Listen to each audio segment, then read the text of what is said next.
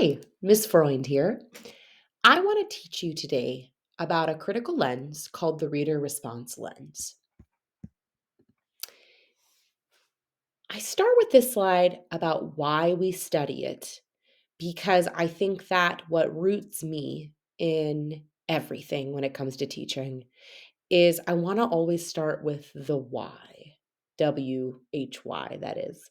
Why is it important to study this stuff? Because you wanna know why it's worth your time and how it's gonna make you, honestly, not just a better reader, but a better person.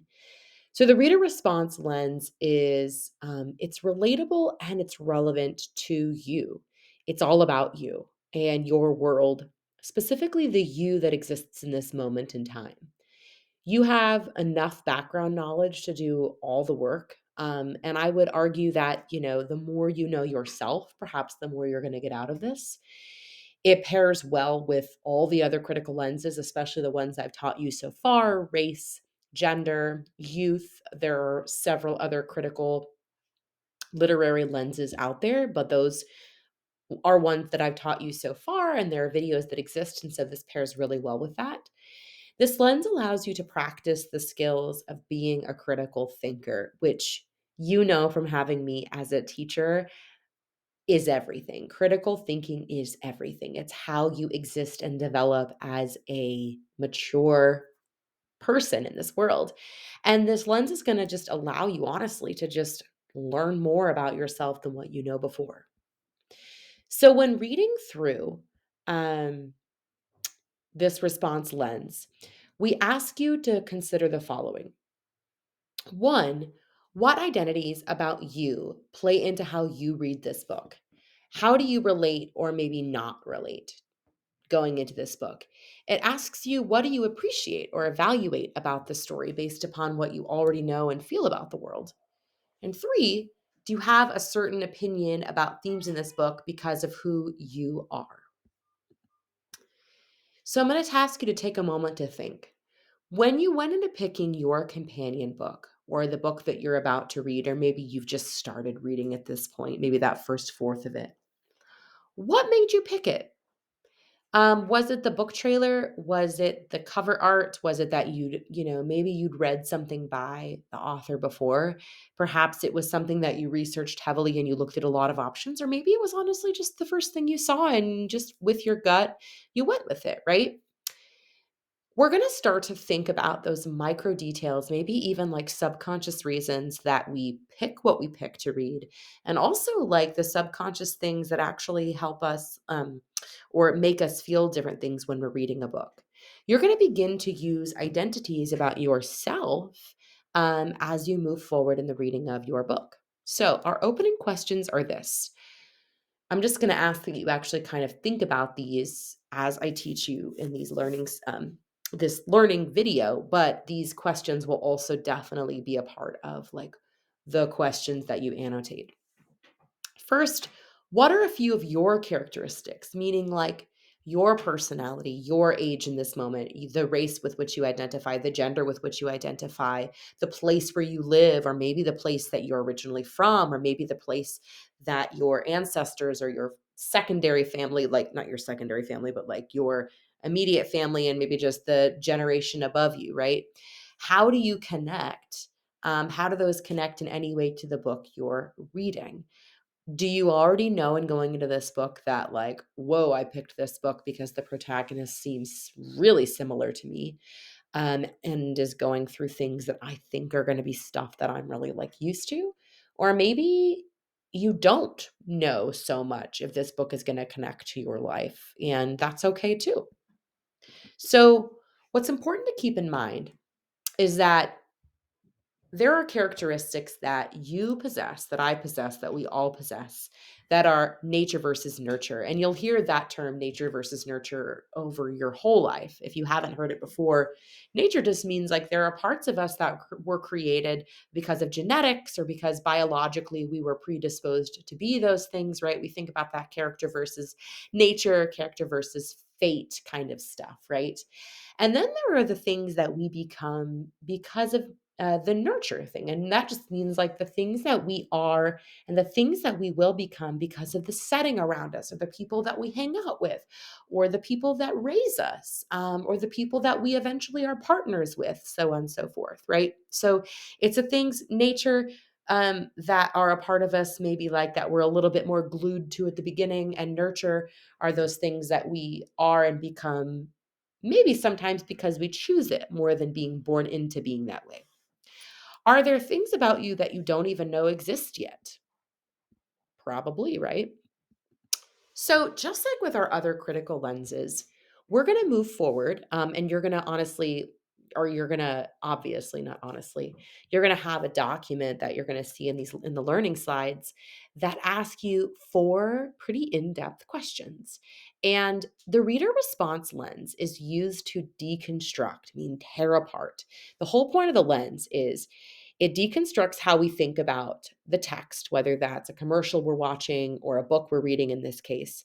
It deconstructs how we think about the book. The lens does it because of who we are. Instead of examining what we think of, like how the author crafts it, like some other critical lenses, we're looking at how the author thinks about race or gender or youth or nature. We are thinking about, with this lens, how we and why we read the story in the way we do because of who we are in this moment in space and time. So with reader response lens, we're kind of asking like some questions about why we respond the way we do to the book because of who we are.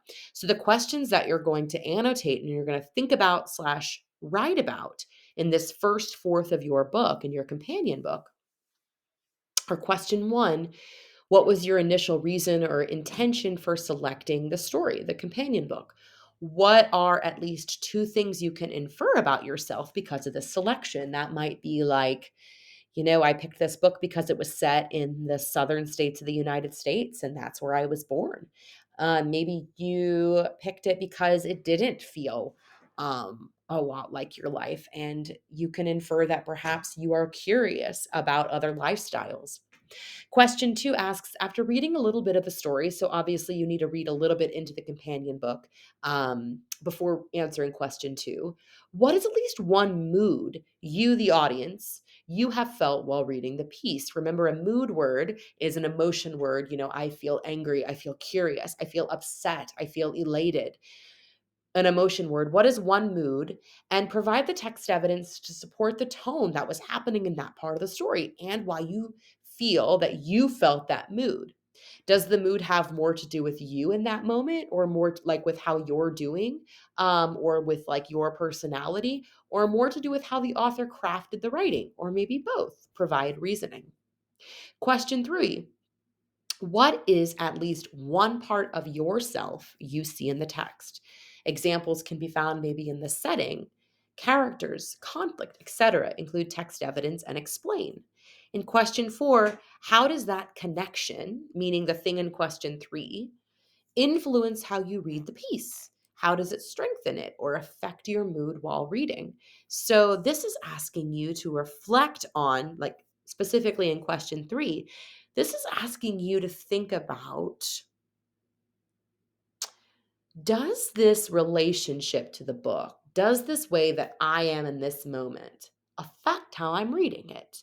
For instance, in question three, if I said something like, this book is about, so far, I can see a person that's really conflicted over, um, like they feel really isolated, and they're really conflicted because they're not making friends very easily. And right from the beginning of the book, see myself. I know I have felt this emotion as a person myself. Like I relate wholly to that direct or indirect character trait in this specific instance.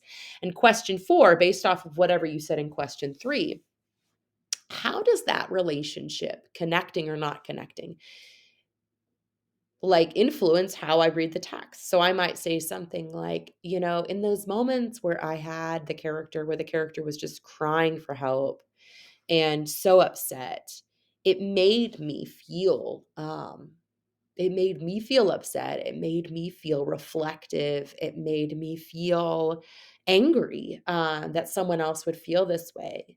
Or maybe, it doesn't have to just be like really, dark or, intense emotions. It can also be like maybe you see yourself solving the conflict or reacting to a conflict the same way a character is reacting to a conflict. Or maybe the setting of the piece, it's set in a place that you are so familiar with. And the way that influences how you read the piece, how it strengthened it or affected your mood, is that you are transported to another place and you are seeing yourself kind of being critical of the author and how they're describing something because you have gone through it. And so you notice in yourself being more picky about how the author is talking about it.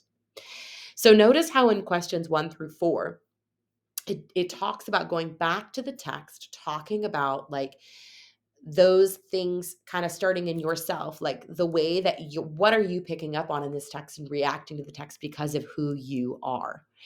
What I notice as a teacher, is that, everyone is in touch, quote, in touch with themselves in different ways. Some of us are really aware of specific events in our lives and the emotions or the types of things, in our personalities. And some people, know themselves, but it's kind of like a stretch or kind of a new experience talking about ourselves because we're just so used to like critically analyzing and deconstructing stories that are outside of us. But when we have to start talking about ourselves and how we're reacting or how we see ourselves in it, that can feel kind of new. So I encourage you to just do your best. I also, in this very last slide, want to let you know that um, I actually need to update this in the slides, but basically you're going to open up the last step 3 in your learning slides at this point and make a copy of the document that has these 4 questions in it.